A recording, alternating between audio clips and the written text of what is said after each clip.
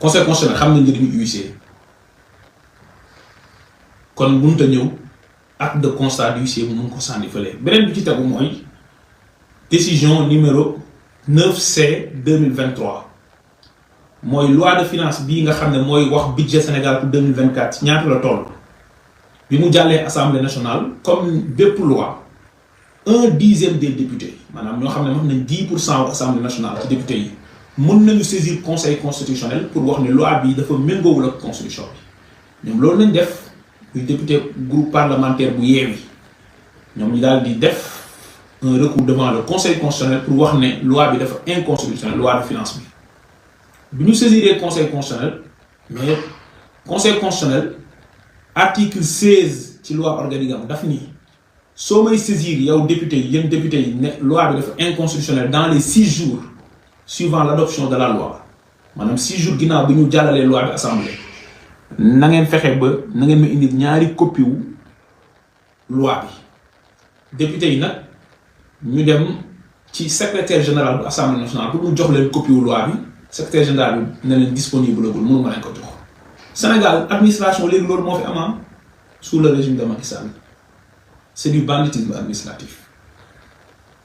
ñoom ñu woo huissier muy def constat huissier bi daal di ñëw fekk Birame Souleye Diop mi nga xam ne moo jiite groupe parlementaire bi dafa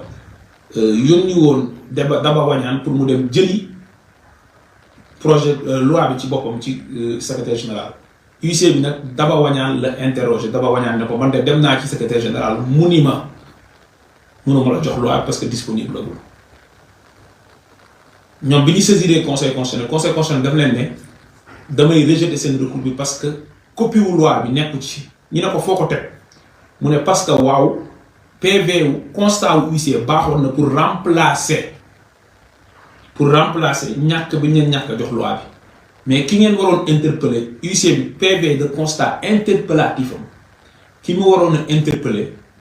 du woon Daba Wañaan mais dafa waroon dem ci secrétaire général mu interpeller ko maa ngi leen di lire décision bi ngeen lire ko ci foofu le conseil constitutionnel reconnaître ne kon PV constat d'huissier day remplacer këyit boo xam ne administration dala ko war a jox te joxuloo ko dama leen di liiral considération ou décision boobu noonu considérant ou décision boobu noonu sur la recevabilité du recours considérant que l'article 74 de la Constitution dispose que le Conseil constitutionnel peut être saisi d'un recours visant à faire déclarer une loi inconstitutionnelle par un nombre de députés au moins égal au 10e des membres de l'Assemblée nationale dans les 6 jours francs suivant son adoption définitive. Donc, Conseil constitutionnel, il faut l'air. Que l'article 16 de la loi organique numéro 2016-23 du 14 juillet 2016 relative au Conseil constitutionnel prévoit que la requête, lorsqu'elle tend à faire constater la non-conformité à la constitution d'une loi, doit, à peine d'irrecevabilité, être signée par chacun des députés, une première condition, contenir l'exposé des moyens invoqués, une deuxième condition, et être accompagné de 2 copies du texte de loi attaqué. Et être accompagné de 2 copies du texte de loi attaqué. te loolu député yi Yewwi Askan Wi amuñ ko woon mu teg ci ne considérant que la requête déposée au greffe du Conseil constitutionnel le 6 décembre 2023 soit dans les 6 jours suivant l'adoption de la loi attaquée est signée par 39 députés représentant plus du 10e des membres de l'Assemblée nationale et contient en outre l'exposé des moyens invoqués par les requérants mu ne député Yewwi de saisir nañ ma ci délai bi ñu ma waroon saisir maanaam dans les 6 jours suivant l'adoption de la loi mat nañ 1/10 de l'Assemblée nationale te def nañu maanaam wax nañu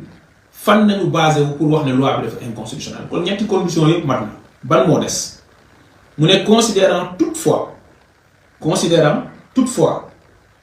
que la requête n'est pas accompagnée de 2 copies du texte de loi attaqué mu ne waaye nag requête boobu noonu ñi saisiré ma ñoom ak àndul ak texte de loi yi nga xam ne moom la ñuy attaqué parce que man balaa nga naan loi bi dafa inconstitutionnel naa xam ne loi bi lan la ma mën a am copie wu texte de loi bi mu ne waaye considérant que pour justifier cette carence les requérants ont joint à leur requête un procès verbal de constat interpellatif d'huissier du 6 décembre 2023 dressé à la requête du groupe parlementaire Yewwi Askan Wi, représenté par son président Birame Souleye Diop, qui déclare qu'il a mandaté Madame Daba Wanyan pour obtenir copie de la loi votée en vain. Mu ne Birame Souleye dafa interpellé dañ ko interpellé PV de constat interpellatif bi huissier bi def ne interpellé ne Birame Souleye ne man de dama yónni woon Daba Wanyan pour mu dem ci secrétaire général de l'Assemblée nationale pour mu saisir ko, mais en vain. Mu ne qui déclare qu'il a mandaté Madame Daba Wanyan, députée, laquelle s'est présentée au secrétaire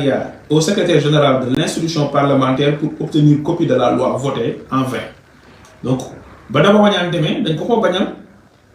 que l'huissier instrumentaire ayant interrogé Madame Wanyan, cette dernière a déclaré ceci: le secrétaire général m'a répondu, la loi n'est pas encore promulguée. Le secrétaire général bi ne ko mais loi bi promulgué guñ ko, disponible guñ promulgué guñ ko, kon mënuma la ko jox. Kon waxul sax disponible guñ, promulgué guñ ko la wax. Maa ngi rectifier foofu li ma waxoon, promulgué guñ ko, mënuma leen ko jox. Mu teg ci ne considérant qu'il ressort de cet acte que le groupe parlementaire Yewwi Askan Wi, représenté par son président Birame Souleye Diop, n'a pas interpellé les personnes habilitées à délivrer les textes de loi, et notamment le secrétaire général de l'institution parlementaire, mais plutôt Madame Daba Wanyan, que les seules déclarations de cette dernière, consignées dans un procès verbal d'huissier, ne peuvent établir que les requérants ont accompli les diligences utiles. Mu ne nag kon yeen groupe parlementaire bu Yewwi li tax may rejeter seen requête bi mooy au lieu que huissier bi si PV bi mu wax ne interpellé le secrétaire général bu Assemblée nationale pour loolu wane ne kooku moo bañ pour mon conseil constitutionnel doo ko xam ne kon li ngeen war a def ngeen ko mais administration moo bañ, mais da ngeen indi Daba Wanyan rek huissier bi constaté na Daba Wanyan nee na secrétaire général moo bañ,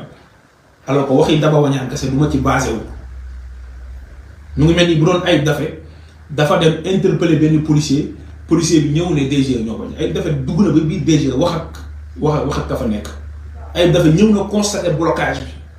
bu fekkoon ne nag dafa toog këram yónni ma man ma dem ñu ne man damaa constater blocage. C'est extrêmement important. Kon personne habilitée kon day wane ne bu interpeller personne habilitée c'est suffisant pour démontrer que administration moo bañ. Mu teg ci nag enfin considérant dès lors que les conditions de recevabilité prévues par l'article 16 de la loi organique numéro 2016-23 du 14 juillet 2016 relative au Conseil constitutionnel n'ayant pas été respectées, la requête encourt l'irrecevabilité. Article 1er, la requête est irrecevable. Donc lii Conseil constitutionnel moo ko rendre ci lu yàggul mën naa leen wax date bi muy décision numéro 9C 2023 nga xam ne Conseil constitutionnel moo ko rendre ci lu yàggul ci mois de décembre bi ñu jugee muy 14 décembre bi weesu. Donc lii yëpp leer na naa ñi ne Conseil constitutionnel suba mënta bañ a nangu contrôler parrainage dossier de candidature Ousmane Sonko loolu lañ ko contrôler loo suba rang bi ñu joxe yëpp fii ba le 5 janvier candidat yi ñu fi tudd yëpp ak tey tirage au sort bi ñu def c'est pour contrôler parrainage yu candidat yi suñu paree ci loolu la ñuy doog a contrôler yeneen élément wu dossier de candidature président Ousmane Sonko. Conseil constitutionnel nag moo wax ci article 8 bi fixé modalité de contrôle yi ne bu fekkee sa dossier bi ci boppam dafa am pièce bu ci manqué man du ma contrôler sa parrainage parce que amaluma njëriñ parce que sa dossier dafa matul loolu nag la ñuy ruuma daal ci suuf tey di waxtaan selon des indiscrétions que dañoo bëgg ne Ousmane Sonko dossier matul parce que amul attestation bu DG bu CDC donc kon duñu sax contrôler parrainage am loolu lañ wax ne nag yéen Sénégalais yi nous sommes tous interpellés c'est l'histoire du pays qui est en jeu parce que candidature nit bi gën a représentatif ci Sénégal la loolu nañ ñoon baaxee leen ko pour ñëpp xippi seen bët ci liy xew Conseil constitutionnel demain pour ñu bañ a xëy rek mu bett leen ñu ne à 11h30 le dossier de candidature de Ousmane Sonko n'a même pas été vérifié en ce qui concerne ses parrainages parce que le dossier est en cours. complet incomplet loolu nag bu ko kenn accepté parce que xelawut méngoowul ak yoon parce que commission bi contrôle parrainage amul prérogative di wax ba xam dossier mat naa matul loolu ressortu conseil constitutionnel la te loolu mooy liy dëgg loolu laa bëggoon a partager ak yéen di leen gërëm di leen sant. Il y a des interpellations sur le meeting d'investiture du président Ousmane Sonko qui a été interdit illégalement par le sous-préfet. Le parti dina ci ñëw ak yéen dans les prochaines heures wax leen lan lay def suba et les voix habilitées vous